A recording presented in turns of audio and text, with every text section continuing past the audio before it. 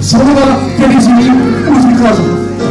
Drahý Ježíši, odpusť mi, co jsem spáchal ve svém životě. Moc tě prosím, odpusť mi každý můj hřích.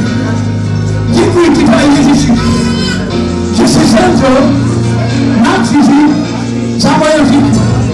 Dnes ti otevírám své srdce a přijímám tě jako svého spasitele, svého krále.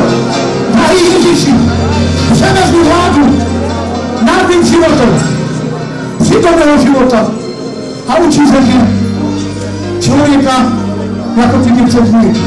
A já takový budu.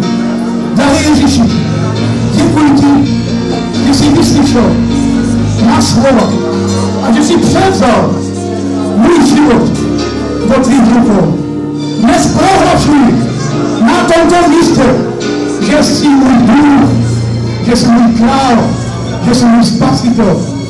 A to mi ďábel říkám ve jménu Ježíše Krista. Odvedí mého života. Amen.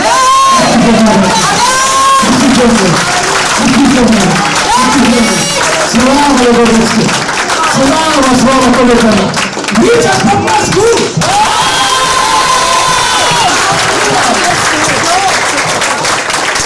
Žehnám vám ve jménu Ježíše Krista. A moc vás prosím, nenechte si to ukrást, co jste dnes tady uctili. Amen. Je důležité, abyste se drželi našeho Pána. O cokoliv Boha budete prosit, to vám Bůh dá. Nezapomínejte, že za vás bylo zaplacené za svoji krví. Amen? Sláva do Božství. Měli byste to hodně. Haleluja.